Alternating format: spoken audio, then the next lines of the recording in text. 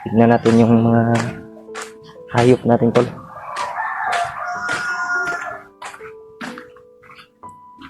Ito yung manok natin, tol. Diyan sa nakalagay sa kulungan. Wala namang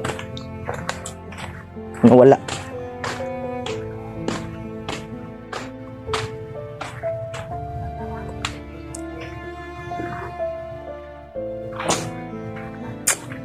Ito yung aso natin, tol.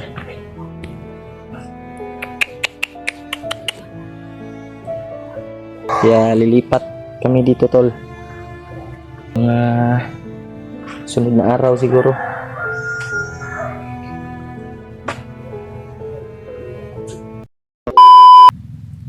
Yun, tol. Isang mapagpalang araw sa inyong lahat.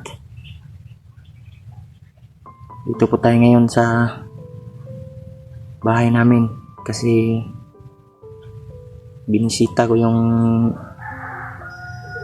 lugar namin dito, tol, kung okay na ba yung kalagayan. Kaya ito na po, tol, yung kalagayan ng bahay namin.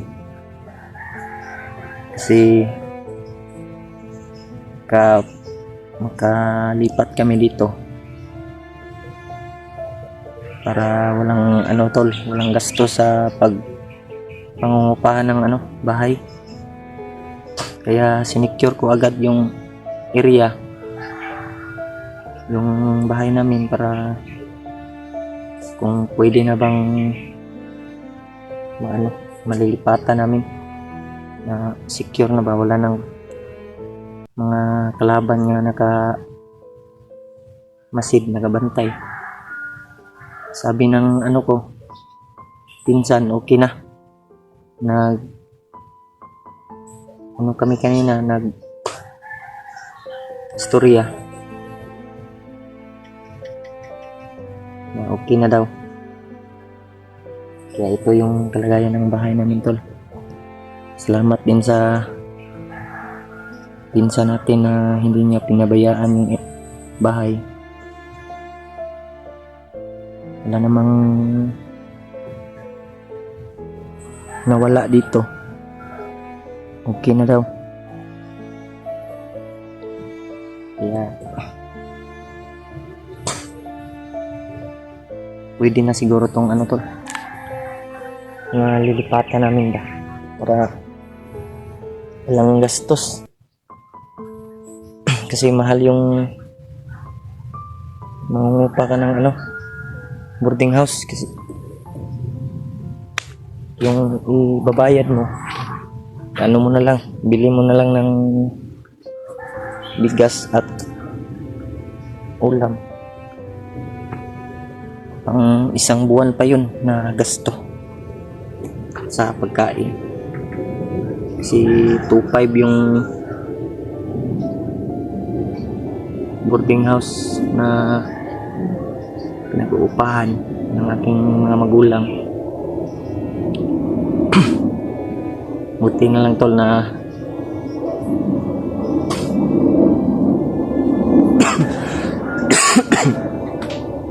wala nang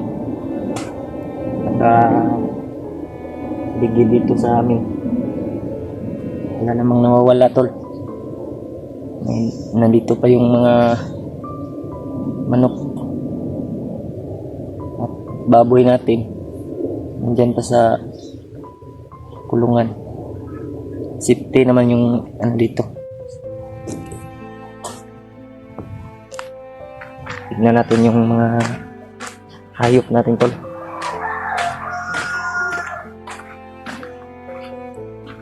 Ito yung mga manok natin, tol. Diyan sa nakalagay sa kulungan. Yung baboy natin, tol. Yun.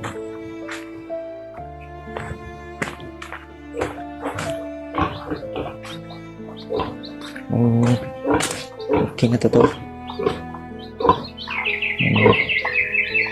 Pinapakain naman to ng maayos.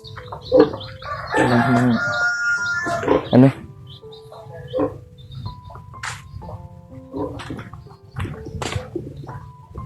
wala namang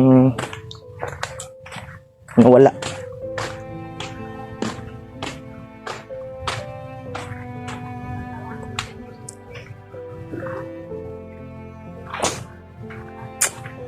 Ito yung aso natin, tol.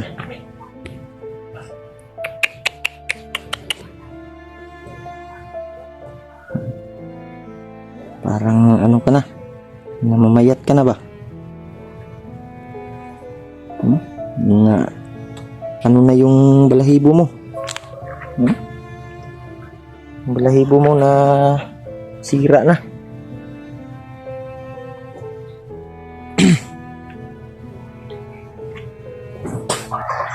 Kaya lilipat kami dito, tol. Sunod na araw siguro.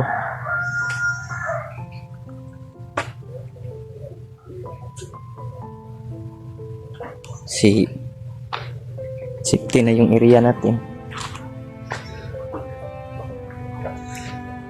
Yeah. Bukas siguro, tol.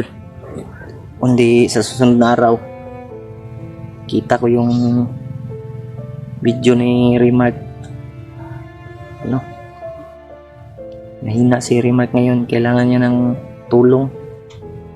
Kaya kahit hindi pa tayo masyadong malakas yung ano natin, tol, katawan, puntahan natin si Remark, tol.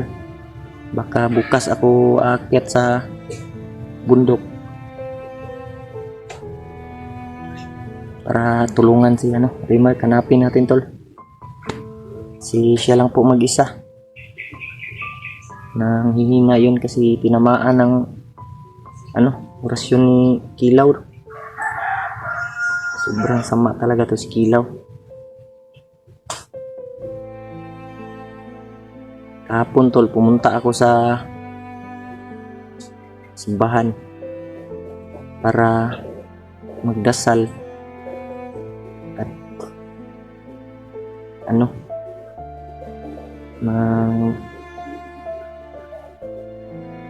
dasal sa ating kasalanan ba, na dasal natin yung mga kasama natin, tol, na sana maligtas sila. Binigyan ako ni Father ng holy water nandyan sa bago, tol. Dipinsa daw sa mga masasamang tao tulad nila Kilaw at nila Bagtik. Bigyan ako ng holy water. Salamat sa iyo, Father, sa binigay mo na holy water. Malaking tulong na po yan sa ating dipinsa sa tawan ba. Dito yung tol, mineral water na tol, sa bag ko, tol.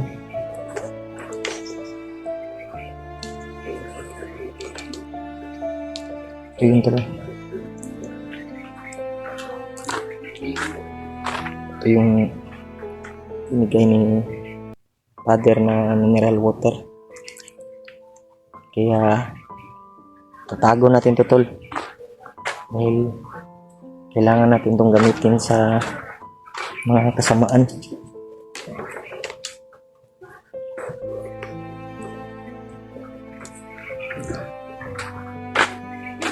Sila Kuya Bads, baka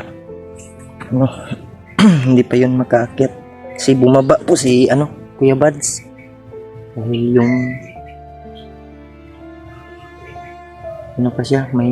may sakit. Magpa-check up siguro daw yun. Tawagan ko po kagabi sila Kuya Bads na bumaba daw sila. Si Buster hindi ko makontak. Si Remark din.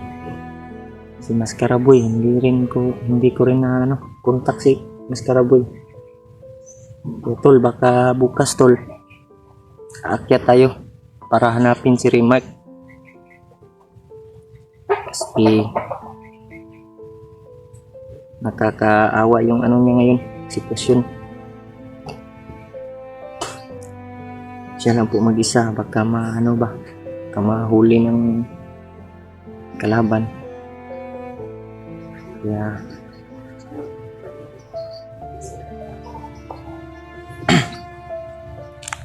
tutulungan natin siya tol.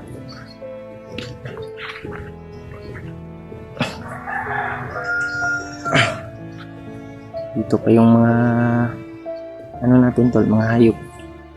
Wala namang nawala daw, sabi ng pinsan natin.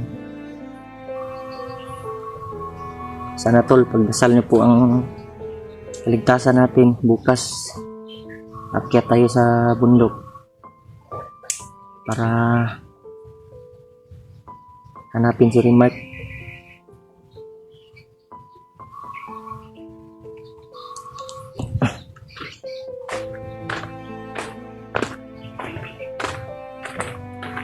Ito yung mga manok natin tol.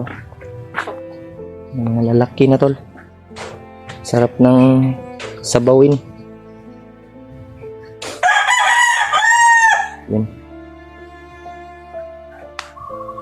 Ito po yung ano natin.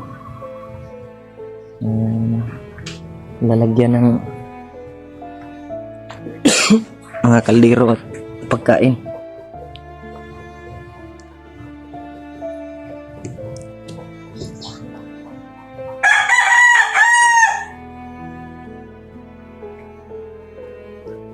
Marami pa tayong hayop na hindi kinuha ng mga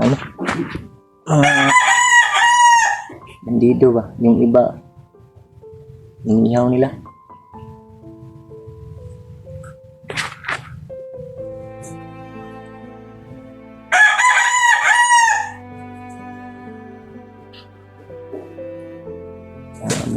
Susunod na araw siguro ba dito kami tira na. Pabalik kami dito ng kasi sobrang mahal yung doon, renta ng bahay.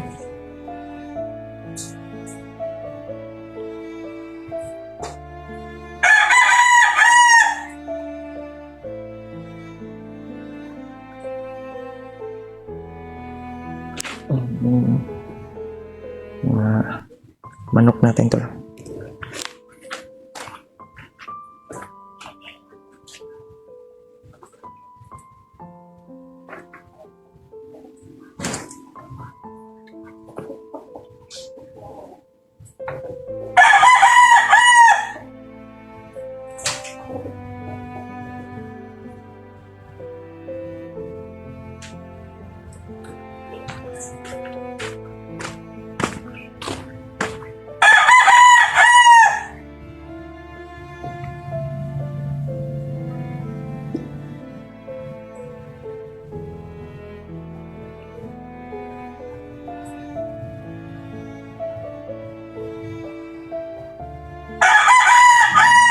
Dito, wala namang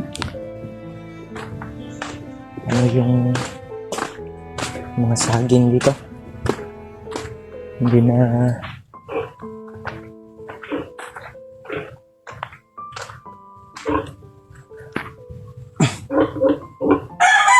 marami ng sarap ng luto ng saging. Ito yung bahay ng aking mga pinsan. Bago natin ito.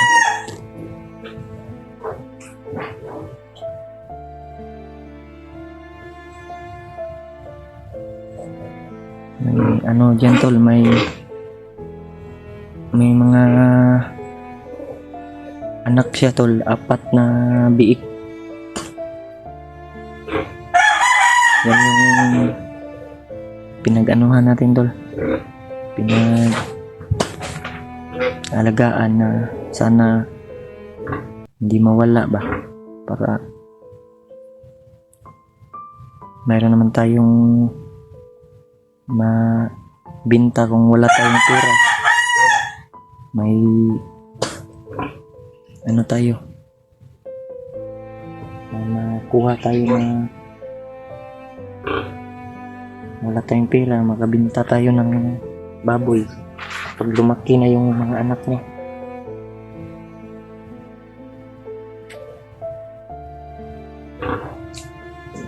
Malaki yung ano natin, malaki yung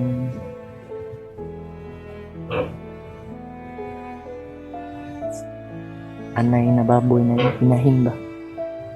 Sobrang ito tol. Tignan nyo.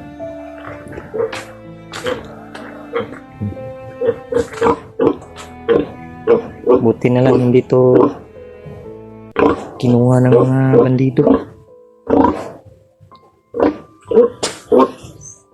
Bagong ano pa to tol? Bagong anak. Yung mga anak niya maliliit. Apat lang po.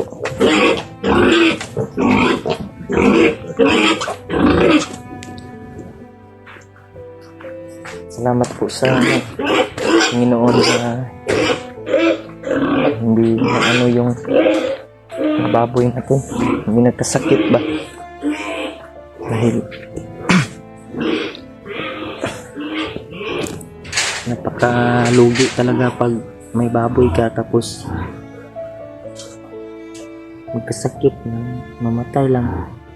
Wala ka ng ano, wala ka ng mapag ano nga ng pera. Mahal yung bili ng ano natin, baboy.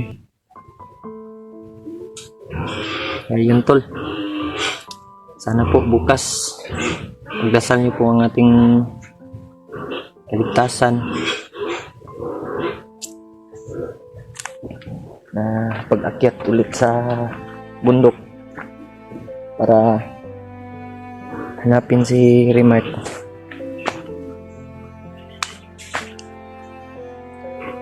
Ayun tol, hanggang dito na lang po yung video natin. Update ko na lang po kayo bukas pag-akyat natin sa bundok. Ingat po kayong lahat dyan. Maraming salamat.